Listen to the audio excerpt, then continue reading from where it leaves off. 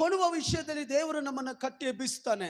ప్రభు ఇచ్చే విషయంలో మన కట్టి ಪುರಾತನ లేపుతున్నాడు. ಕಾಲದಲ್ಲಿ ಮೋಶೆ ದೇವರ ಆಲಯವನ್ನು ಕಟ್ಟಕ್ಕೆ ಬೇಕಾದ ಎಲ್ಲ ಕಾಣಿಕೆಯನ್ನು ತೆಗೆದುಕೊಂಡು ಬನ್ನಿ ಅಂತ ಹೇಳ್ದ. చూడండి పురాతన కాలంలో ప్రభు ఆలయం కట్టడానికి మోషే అన్ని ಮೋಶೆ ಹೇಳ್ತದೆ, ಇನ್ನ ಮೇಲೆ ಕಾಣಿಕೆ ತಕೊಂಡ್ ಬರ್ಬೇಡ್ರಿ, ఇక మీదట కానుక ಆಲಯ తీసుకురావాలి. ಕಟ್ಟಿ ಮಿಗುಲುವಷ್ಟು ಕಾಣಿಕೆ ಬಂದಿದೆ. ఆలయం కట్టి మిగిలేంత కానుక ఉంది. ದೇವರ ವಾಕ್ಯವೇ దేవుని మాట చెప్తుంది. ಸ್ವ ಇಚ್ಛೆಯಿಂದ ಅವರೆಲ್ಲ ಕೊಟ್ಟರು, స్వ ఇచ్చ నుంచి వారందరూ ఇచ్చారు. ಬಲಾತ್ಕಾರದಿಂದ ಇಲ್ಲ.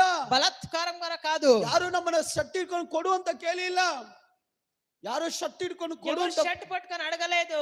ನೀನು ಸಂತೋಷವನ್ನು ಕೊಡುವವನ ಮೇಲೆ ದೇವರ ಪ್ರೀತಿ ಇದೆ. చూడండి సంతోషముగా ఇచ్చేవాని మీద ಇವತ್ತು ನಾವು ನಮ್ಮ ಸಮಯನ, ನಮ್ಮ ಕಾಣಿಕೆಯನ್ನ, ನಮ್ಮ ಸೇವೆಯನ್ನ ಎಲ್ಲವನ್ನೂ ಸಂತೋಷವಾಗಿ ದೇವರಿಗೆ ಮಾಡಬೇಕು. ఈ రోజులో మన సమయాన్ని, మన కానుకలన్నీ కూడా ప్రభు సన్నిధిలో ಇವತ್ತು సంతోషంగా. ಯಾಕೆ ದೇವ ಜನರಿಗೆ ಸಂತೋಷ ಇಲ್ಲ ಅಂದ್ರೆ ಸಂತೋಷವಾಗಿ ಕೊಡುತ್ತಾ ಇಲ್ಲ ದೇವರಿಗೆ.